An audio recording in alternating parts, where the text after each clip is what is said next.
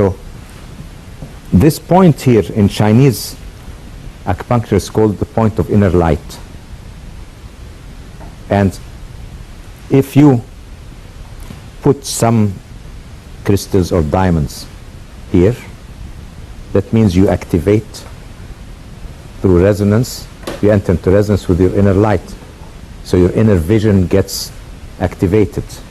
And when they had the priestesses, the young priestesses in the temples, one of the way to activate their inner vision was to put any type of crystal or diamond here, depending on what you wanted to do, you see.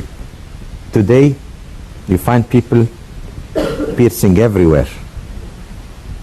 Now, that's very, very dangerous. You could completely disrupt the functioning of your physical organs by piercing at this point or at that point or this point. They don't know that every point in the body is related to a certain organ, and you don't know the point you are piercing with what is it related, what are you really piercing, and what metal are you putting there, and what thing, something might be good in one place and not in the other, and all that. So it's very, very dangerous to try to do something and say, oh, you know, we have seen, there is evidence that the ancient Egyptians did some piercing and things, and the Sumerians did it, or we have evidence of tattoos in ancient times and all that. But they chose the right symbol, the right shape on the right spot and all that. It wasn't just playing around. So if this is inner vision, why here? Why looking here? It must have a link here and something here. Your spine goes down here, but why here? Is it looking at something there?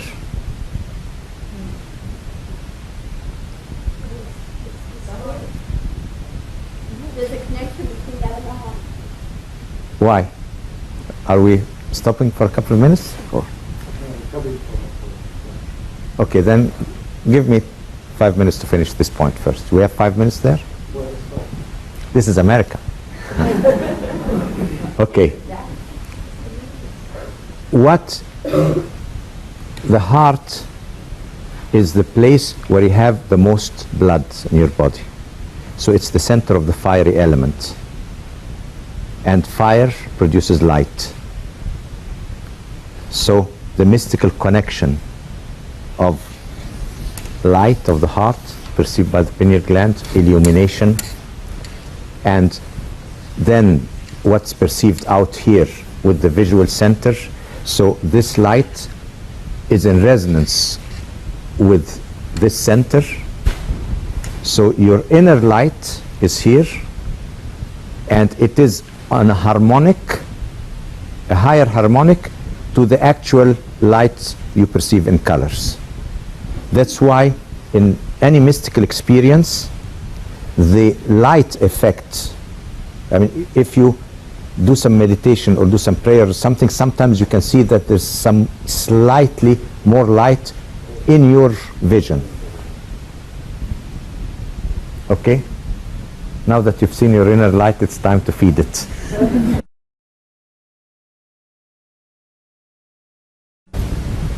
Okay, this, we were speaking about the fire here from the heart, and there's a little drawing here that some of you asked me about just while you were leaving. I was explaining that when a wave hits a surface and gets reflected and comes back to us, we said it carries information. So when it carries information, there are slight changes in the shape of the wave that you can actually see. So information, when we say carrier wave, it's not carried, it's not like a wave carrying something on its shoulder, it's like carrying it inside it. It's like carrying through change in shape. So ultimately it goes back to a change in shape. Now here, when we were discussing this, now this explains some things. The people who had the door open to the other room spoke about the illumination always of the heart. They never spoke enlightenment of the heart. It always referred to the heart, you see. So there's this connection related to the fiery center here, the pineal gland. So there's a link between the centers here, pituitary, pineal, heart, and the brain then. Now, before we go any further, we go back here and say now, this qualitative physics is very interesting for us because we want to take it beyond. I mean, we want to go into all those invisible dimensions, into the totality. Now we want to go into totality here. So when you use, for example, any form of color therapy or whatever, all what we use in alternative medicine, in any type of thing, is always limited to the ranges that are within our perceived reality. We don't go to find what happens beyond this invisible environment or what's extra-dimensional. We don't go there. But so first you ask me, well, why in first place are we interested now about the transcendentality of the qualitative why? Now look at it that way. In order that you perceive your reality, you must have working senses. Okay? Okay, that means your body must function before you can perceive a reality. So what runs your body? Is it within your perceived reality or from outside? What do you think? Perceived reality. What? From the perceived reality. How come? You need your body to function first to create your perceived reality. See? So, I mean, your heartbeat, your lung, all the rhythms of your body, the laws that govern life, are not coming from your perceived reality. They're coming from the total reality. The whole universe is working through you in there, and then you become alive, and then you make your perceived reality. But what's really work, all those rhythms are methods of communication. Remember we said rhythm are communication. So you're communicating with the whole universe. Your life is through the life of the universe. This is the life.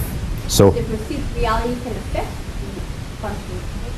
you perceived reality can affect the total reality? No, how your body works. Functions. Of course, but to a limit. I mean, Your body doesn't. to a limit. Yeah, right. You can use your perceived reality to affect to raise your heartbeat or lower it, but Right. very couple of heartbeats up or down, something like that. But what is making your heartbeat in first place? What are the laws that make you breathe, think? Where do those laws come from? Those archetypal laws. The archetypal laws must be beyond the perceived reality, because they must be there first for us to see perceived reality. Okay, now, if I really want to balance things, balance my environment, I can't look at myself as a being within the 5%. The mental aspect of the 5%, you see, like I told you, mentally, by the time I analyze what's happening, it's long gone, the situation is long gone. So always a mental way of balancing things will always be a compromise. I only see 5%. I don't have time to analyze everything. And I can only balance what I'm aware of. And that's very inadequate if I'm only aware of 5%, you see. So now we want to find a better way of balancing things here. There are some better ways that already exist in us, and we'll take that as an example. What better ways can I see in us?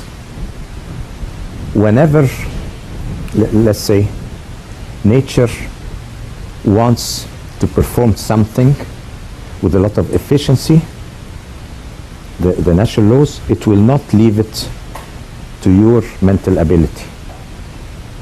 It must override it. You see, whatever is so important that we cannot be left to mess up must be done by somebody else. Let's take an example. When prolongation of life, a child is born, and remember the first day we spoke about the forming process. The forming process is not something that can be left to the mental ability. Something more should be part of this forming process, because you're forming visible and invisible. Now, what happens is we must have one of the two, I'll call them two species, man and woman. They're really two different things. I must have at least one of them that is in, let's say, in the grasp of those divine laws, of those laws out there, so that it can form those sacred activities, those divine things, bring in divine wisdom. So one of the two should be linked, that whenever we want, the remote control click, and its personality stops, and the divine personality steps in, nature's laws come in. Now, women are like that. The divinity still has a remote control over their minds. See, when we men think, when I speak, if you could see the light in my brain, you're going to see always just a left side flashing, and the right side will not flash, just the left side.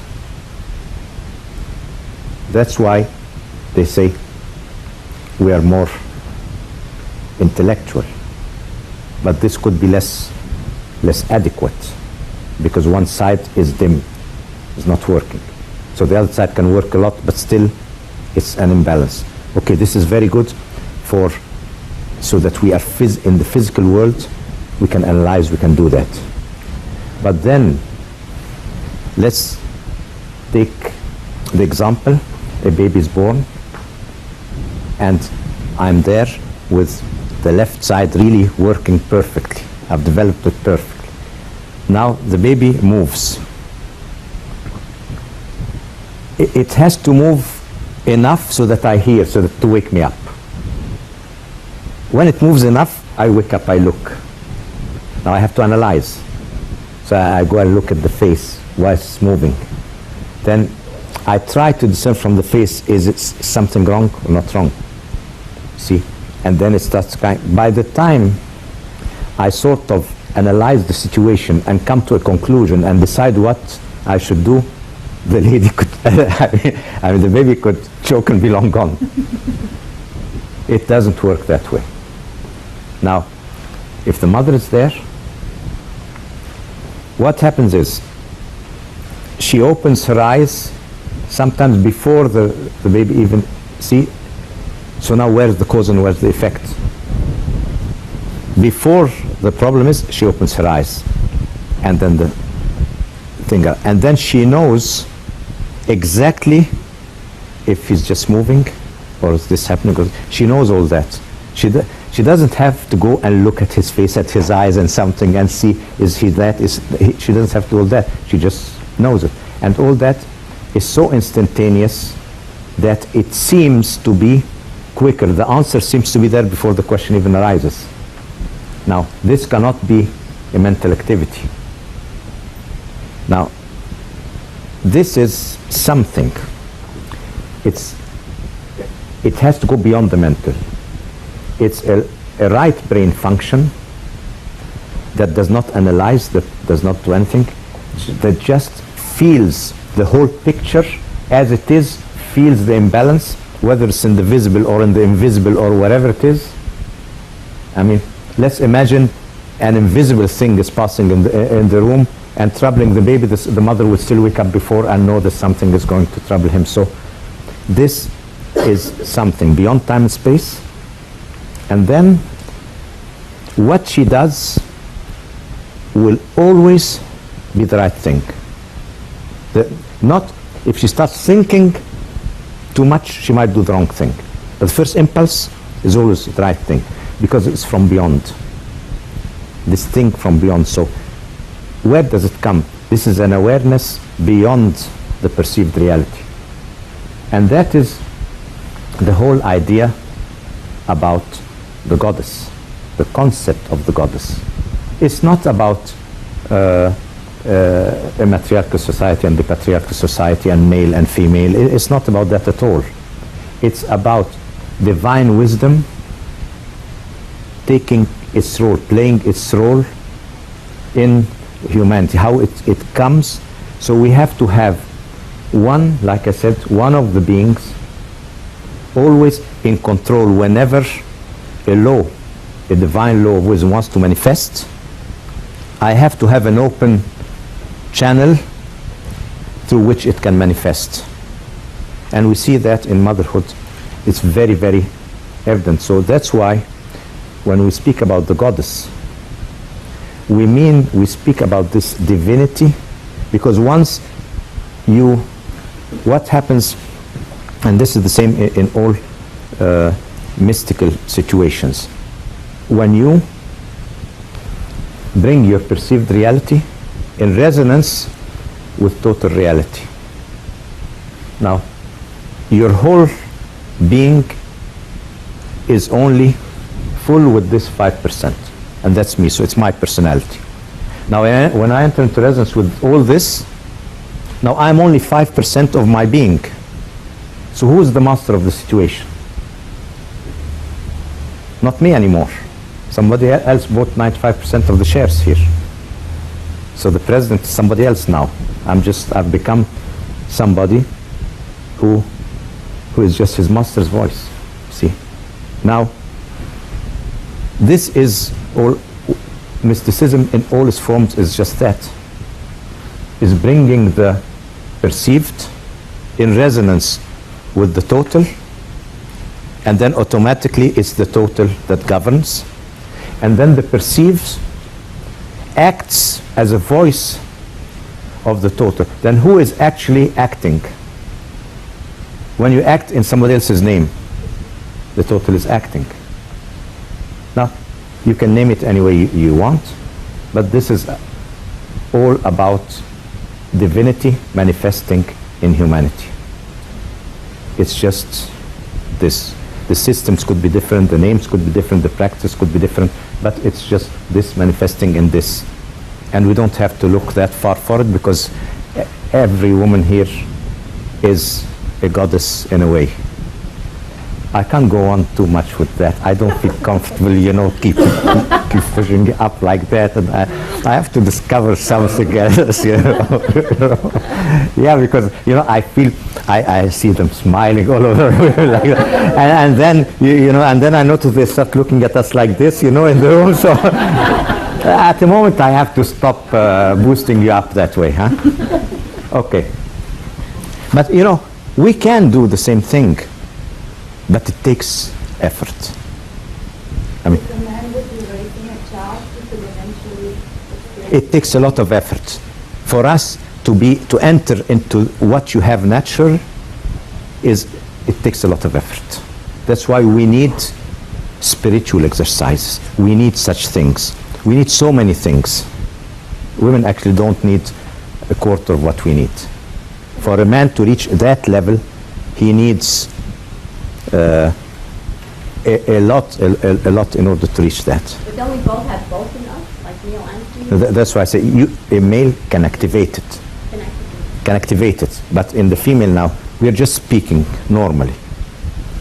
A female would have both of them working at the same time. A male would have only one working at the time. Now I can, of course, listen to music, I can do things and have the other one work. That's why also, that's one of the secrets why stress affects us more. You see, you think that okay, a man is stronger, but somehow women have a better constitution. Yeah. It's not because they wear us out. Yeah, we're so... No, it's not that. But remember, when both sides are working, that means you have a continuous stress release all the time. Because the right is the relaxing one, is the over one, so it's a continuous balancing of the body all the time. Now when we work in the left side, we're stressing, more stress, so we have to make an activity to de-stress. But a woman, she's natural, automatically de-stressing. That's why she can take more on the long run than we can do. But we are not having to have a baby in us for such a long time. So I don't need to care physically for two persons, you see. But a woman has to do that, so she has to have a very solid constitution. The whole universe should be working through her in order that two bodies can work perfectly in there and come out, and still she's in better health and the baby's in better health and nobody's worn out, you see. So the whole system is one thing, has to work together. And this we cannot, it's something you cannot interfere with. See, it's not left, we cannot interfere with. Like the beating of our hearts is something we can only interfere with very little. The breathing. Imagine now all those things were into our perceived reality. What would happen? I am in control. I am born, they give me a manual.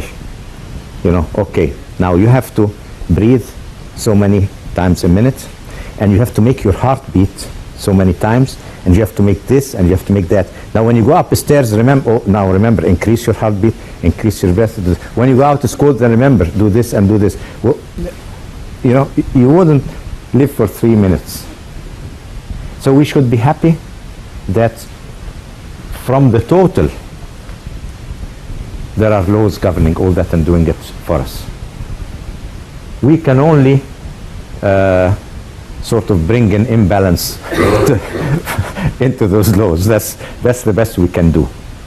So if I'm speaking about all that,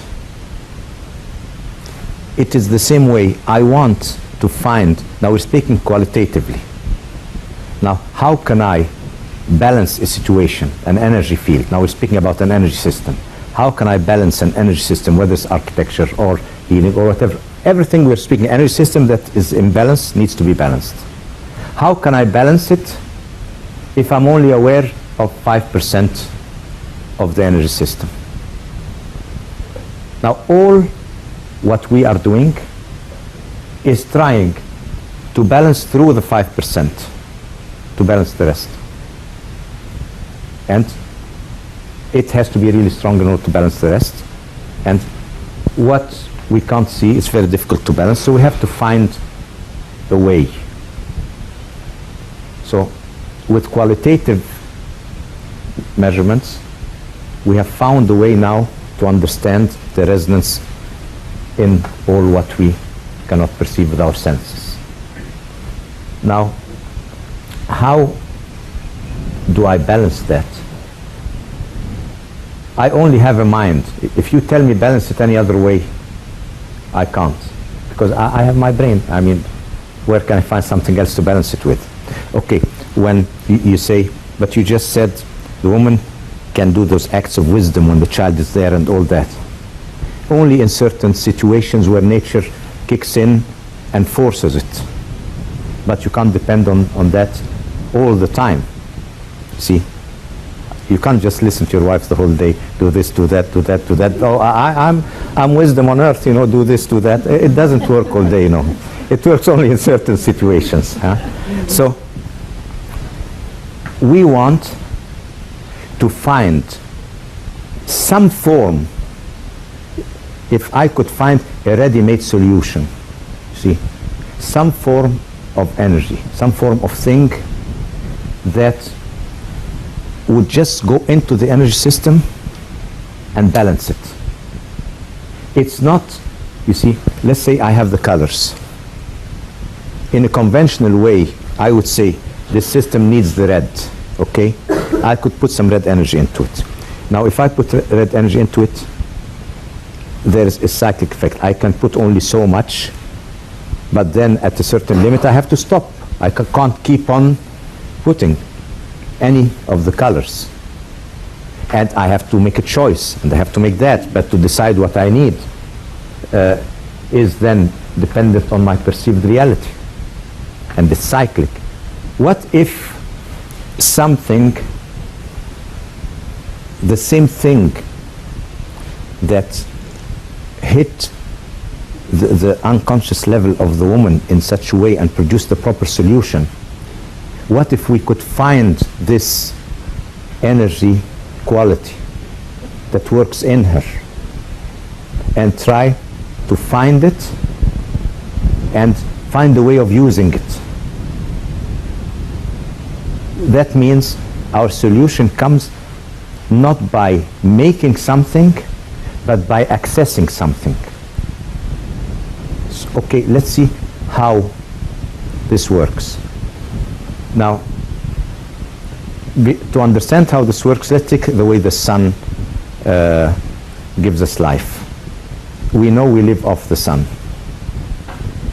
So why can't we just sit in the morning out there, open our mouth, you know, and take all the life energy we need and not have to go to the supermarket and work and all that? It would be very nice, wouldn't it?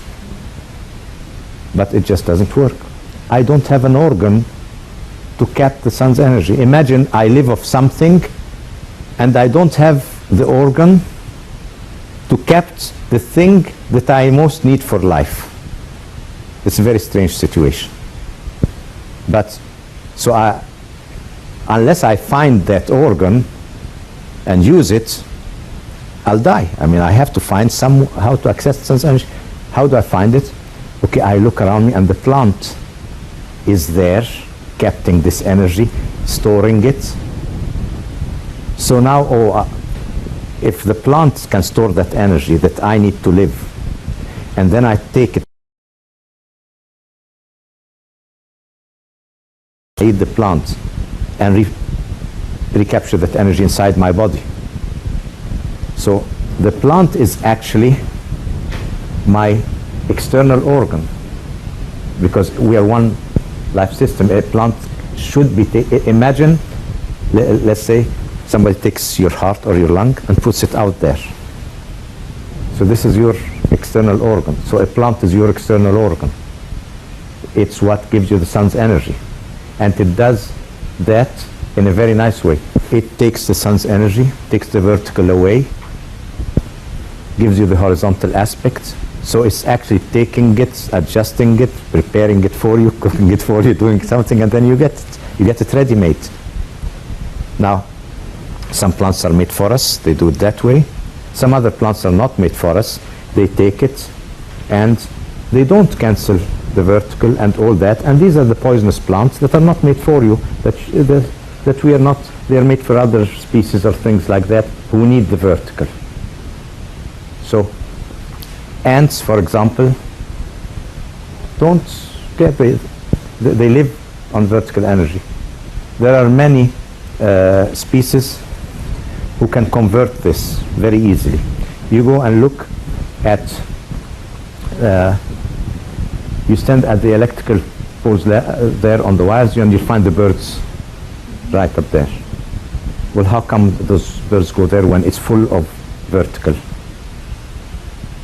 You go and do the measurement, and you find this the secret of feathers. Feathers have something, they cancel all the vertical. So you'll find the bird, and around it, although it's standing on an electrical thing, even under it, on the conductor, the vertical is cancelled. Cats can do that. when you know, when you have in Europe, old ladies always, when they have all those, in Northern Europe, when they have all those rheumatic problems and all that with age, that means there's a lot of vertical emanation there, and they put the cats on their laps all the time. It cancels the vertical with time, and they feel better. So you see, so the plant does that for us, and it's not, you cannot say the plant is a separate organ. You see, we, the plant and the earth, are one living system. Like I said, we are an open energy system. So we don't really need to have all the organs inside us, because we are an open energy system, so it's outside there. Now, let us go now and see where can we find somewhere there a balancing energy, like the balancing energy, let's say, when we drew the circle. Somewhere in the circle, when I drew this, there is ultimate balance here. What balances? It is somewhere in the center. You cannot draw a circle without the center. You see? So there is equality in the center.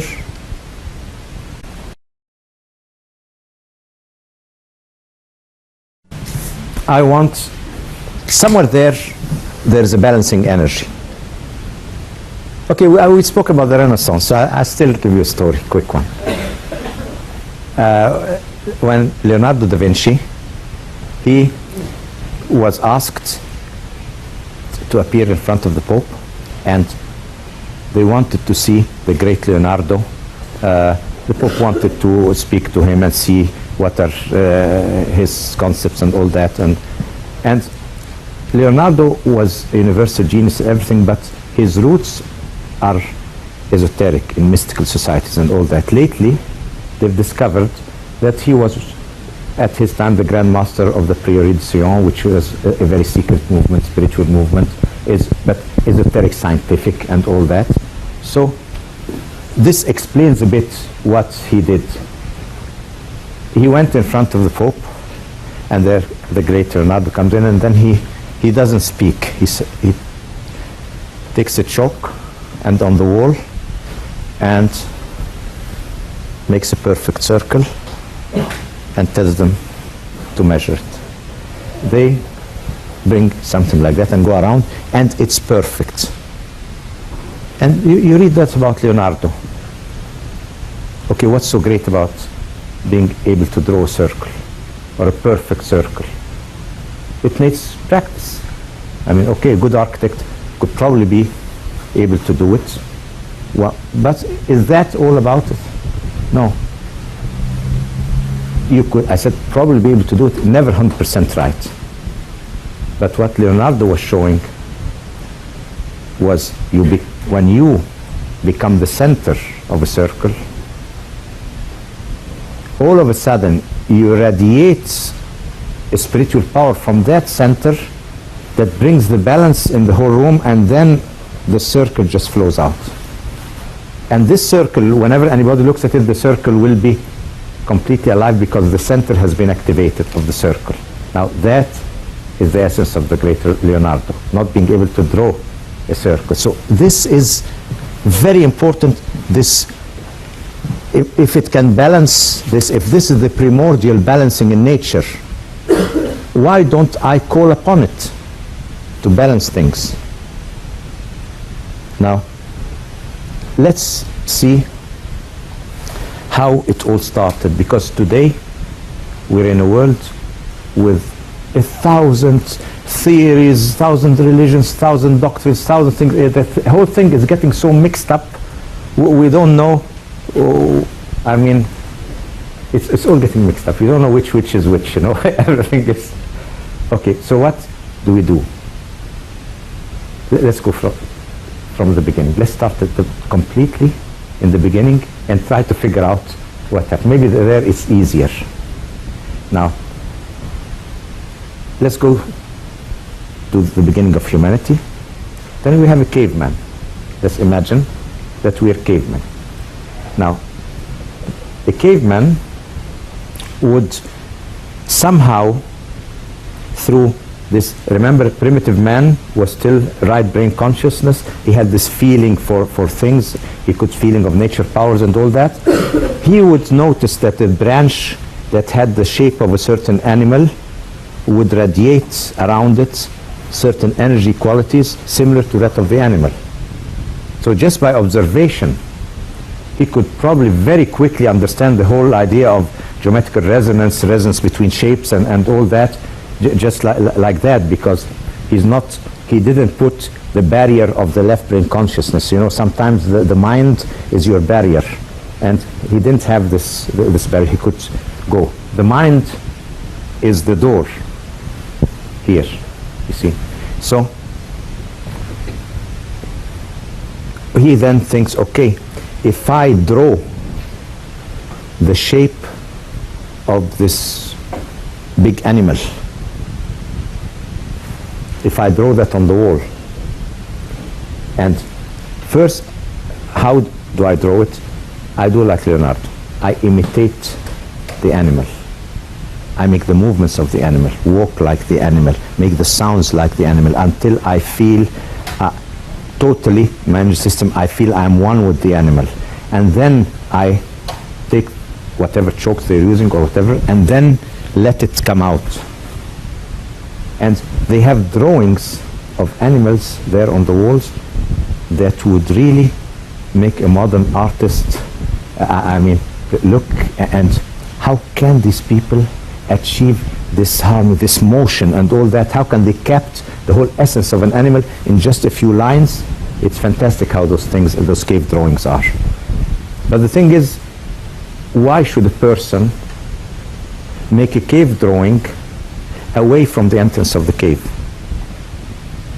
If it's inside, he can't see it anyhow. Usually, they go inside, and there is a point at the center of the last area of the cave. And this point, usually when you go in those caves, this point lies somewhere where you have like a dome-shaped area inside the cave, and we have a strong energy center, and that's where the drawings are. That's like the ceremonial area. That's the power spot with a lot of energy in there. So they put their drawings right there. Now the drawings are in resonance with the animal. Now they can start their hunting inside the cave.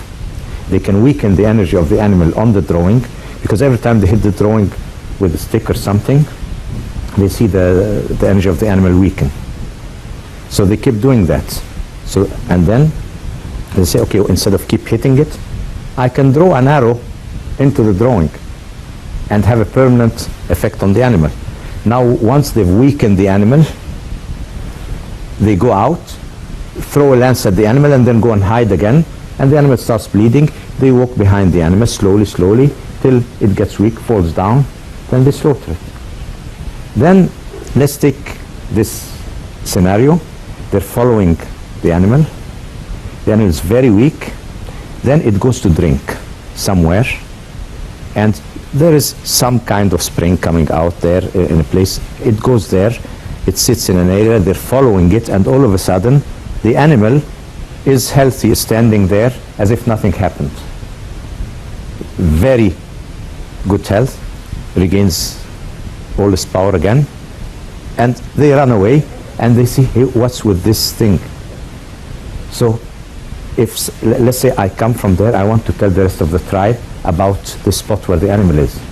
Now, the moment I just put my awareness there and point, you know, before speaking there, all of a sudden, the same strange light that appeared in that spot appears around my body. So here we are speaking about an energy quality in that place that the person just accessed. So you see, we're already at the origin of the first spiritual ritual. But, like I said, the word spirituality and belief and all that is only when the door is closed. But when the door is open, it is all in front of you, it's practical. You don't have to believe in something that you're using every day. You see? So they sort of say, okay, let's bring somebody who's wounded, somebody who's sick. Let's try to bring those people in the tub and put them in this place. Let them drink from this water and see what happens. Now, healing occurs. Now, if out of 10 people, only 1 got cured and 9 didn't, they wouldn't go back again to the place. But if you repeat it 10 times and 9 get cured and 1 didn't, then you go back. It's logical. Okay, if you repeat something so many times under the same conditions, in the same place, and get the same results, what do we call that? Scientific thing. Isn't that science? Okay, so the caveman was a scientist. Yes, because science is not measurement. Science is observation, repeatability under same conditions, getting same results. So this is science. Science is trying to understand whether you can measure it or you don't measure it. If you observe something, a phenomena, and can know what leads to it, and it's repetitive and you can repeat it so many times, it's science. So through scientific methodology, they have understood the value of this spot and the value of this energy that seems to balance everything. Now, you could tell me what proves that they understood the value of that energy, that it was so important and all that. A very simple thing. They would get a huge stone, maybe 30 tons, and the strange thing is they could be near a mountain there and have stones all around them, but they would go and get the stone from maybe 400 miles away and look at the caveman who has nothing. If they decide, to them this is an expedition going all over there and going and breaking that stone loose from a mountain and then somehow pulling it, and if they had a river they put it on a barge or something, that means they needed wood, and to move it all that distance, that means that stone had something different than the stone there. And then they bring it there, and then they find the center, and see, the center of the vortex of energy coming out. They know it. They find, because when underground streams cross, the vortex happens, the water is not always like that. You know, the stream comes out, it depends on so you get your spring here somewhere, and it also has that energy, and you have the center of the vortex somewhere. They bring that huge stone and erect it on the center of the vortex. Now, if somebody does that, he must be dealing with something that is really, really important, and something that's very practical in his life. They have no time for belief or something. They can, because like I said, it's a wisdom thing. It's the species spirit. It's the we. It's not anything individual. So they feel that they bring the stone, they put it, and then they start arranging their dwellings around it.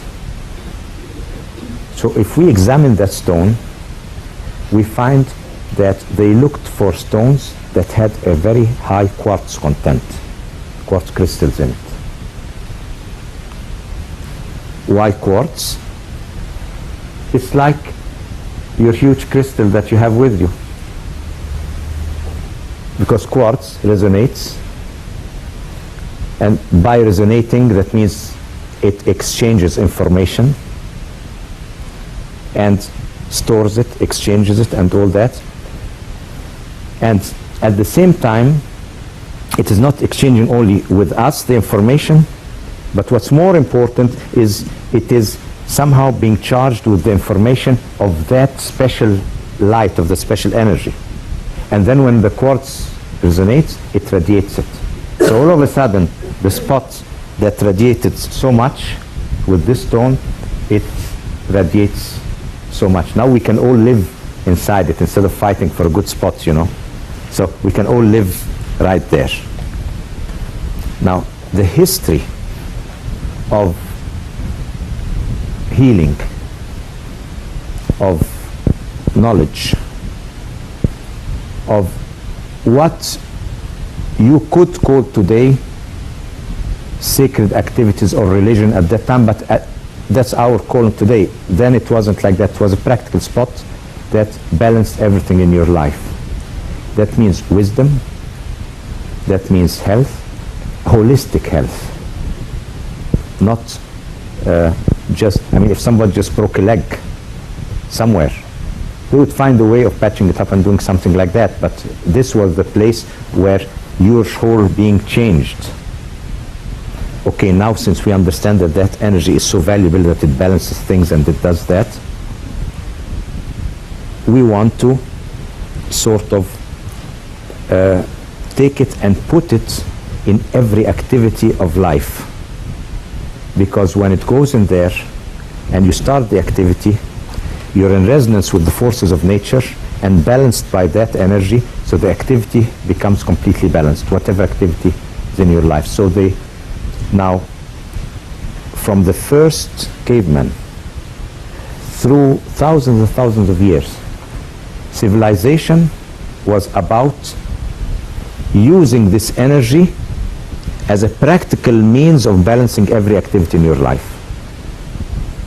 Bringing it into your plants to get more prosperity in your plants, bring it in your house, bring it to your animals, it was all interacting with it in a very, very practical way.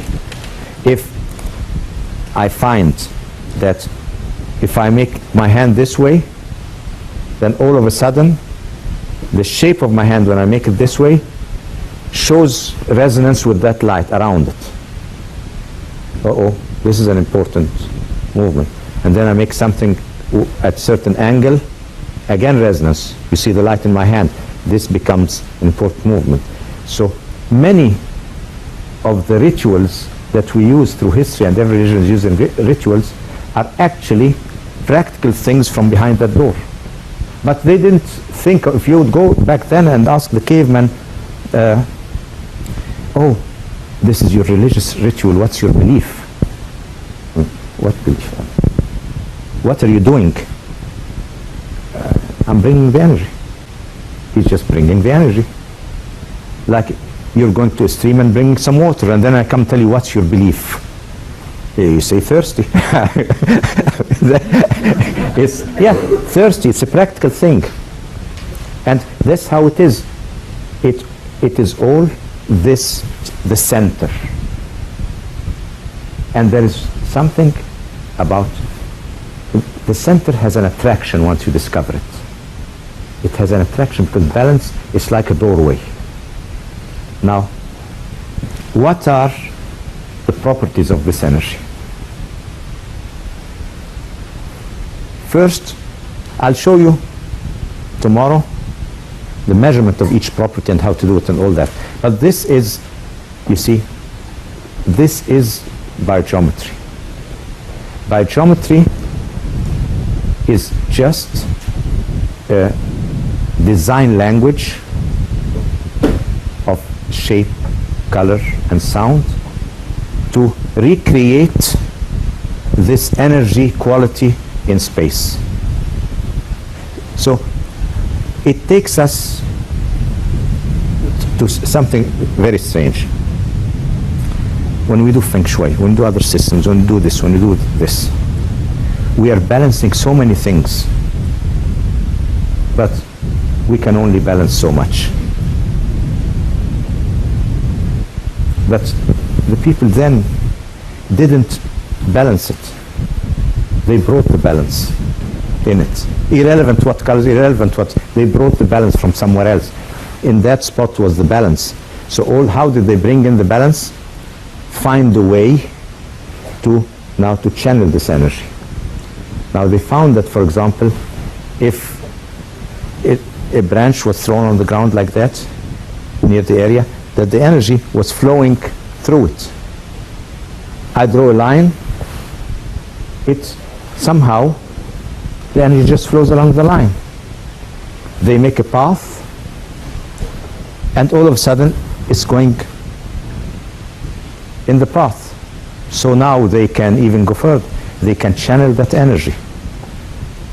And when they find more than one spot, then they make a path between them, and all of a sudden they're connected, the spots, with energy. That's what in Europe some people refer to as ley lines.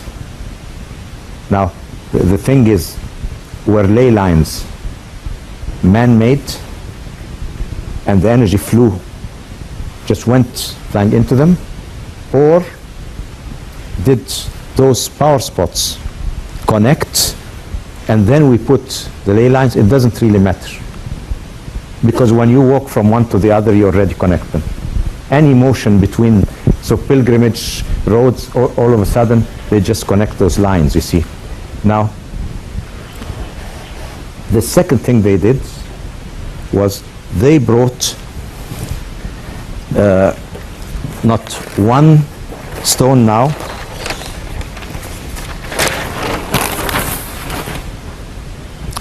they had two systems. One system was this vertical stone here, and that's what we call today, we refer to as menhir. We call the menhir stones, the big stones. And then there's another thing that they did. They got two of those stones, erected them like that, and brought a third one just as big and put it up here. That's for a caveman who, I mean, if they found a rat to eat, it would be a feast. I mean, really harsh conditions of life. And they would go and do this, put 30 tons on those. How did they do that? Okay, to erect that, you tell me, okay, they just made the whole, whatever they do, erecting 30 tons is not an easy stuff. But doing two of them and putting one on top, it is really a lot. And then I always wondered, what is this gateway? It's like a gateway. They always put it on the spot of energy where the stream was, where the stream was coming up, the water was coming up. Sometimes on the vortex itself, sometimes in the sea. But I wondered what this shape can do. So I just brought 3 pieces of wood like that and made this gateway. And then I started measuring energies on both sides. I found nothing. I mean, I wanted to see, analyze the shape, irrelevant of the spot first. I mean, why did they choose this shape? Of course, on the spot, it would show the properties of the spot, but I wanted to see why did they choose this shape. So I kept turning it right, left, right. I went through the whole 360 degrees to see in every degree how is it interacting. And then as I went somewhere just between the east and the south, just southeast, I found that it radiated a very strong radiation all of a sudden, and energy came out like that from both sides, as if all of a sudden something is coming through it on both sides with the same quality of energy as the power spots. Now, and that you can do. I mean, you can create a power spot here on this table or in your garden with a pergola. Just take something like this, turn it in the right direction, and all of a sudden you have this thing shoot. I started looking at all. This is named dolmen, by the way. They call that dolmen. Now, I looked at all the dolmens in Europe, and all of them are oriented in that direction. Now, that is also the basis of all the great churches of Europe, of the orientation of all the great churches in Europe. They're all related to that direction because they are based on the same principle of the caveman. The same dolmen the caveman put there became later on either the gateway to the church or something developed into a church or was somewhat the center of a church or so. But this was done by the caveman. I mean, imagine that. They knew all that. Now, that means when he put that on the water, he knew now that he had something that gave similar qualities of energy like the one in the spot, so he could even amplify the energy of the spot with this. Now, what are the components that we are going to study tomorrow in detail? I'll just mention them of that energy here. First of all, this energy has a communication property. It has carrier waves coming out of it, those spots. They are radiating like any television station. They're just radiating. So when you go into this spot, you can radiate your thoughts, you can receive, you can connect. It's a very strong communicative property in this area. Communication with a slight, nice touch to it. It is not limited to this dimension, not limited to time and space. Completely independent. It can communicate between dimensions, it can communicate. It's communication, multidimensional communication. Now, that is the reason that these spots started, first of all, the spot itself started interacting with your energy field. So this man here in the spot, when you went in the spot, interacted means information exchange. Within a very short time, all the information of the subconscious of all the people there were stored in the stone. The whole collective unconscious there was stored in the stone. Now, that stone, once it had this very strong energy, could interact with you. Now, in Latin, in Europe, you find in many old books, they call it the genius loci. Genius is like the genie, loci is of the location. So that means it's the spirit of the place. But the spirit of the place is the collective spirit of all the people who lived around it and who built it. Now, this spirit of the place has one advantage over the people. Its energy is balanced continuously. You see, because it's their subconscious placed in the center of the vortex, being purified and balanced and strengthened all the time. So everybody in the tribe started getting the power, the balance, and everything. So naturally, whenever there was a problem, you would go back to the stone for balance. And that's when people say they went for oracles, they went for this, or it's not that, it's a practical thing. It's not belief. Mysticals. Okay, it's not belief. It's a reality. I mean, now, this is one aspect.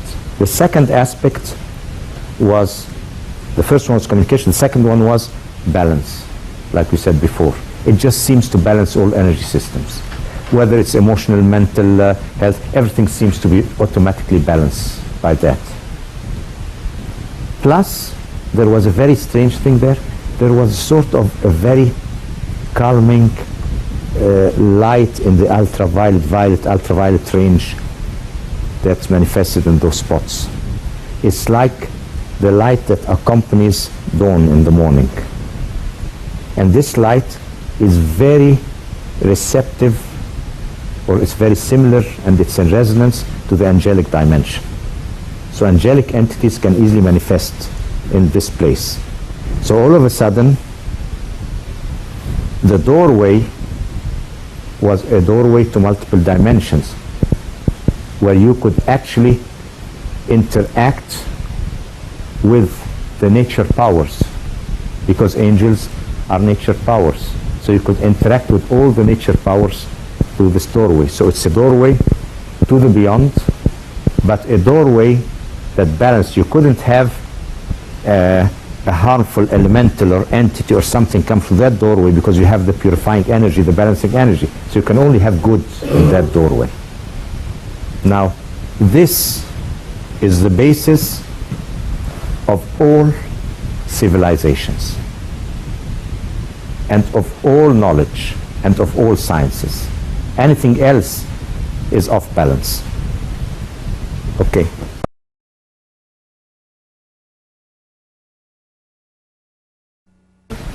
Now,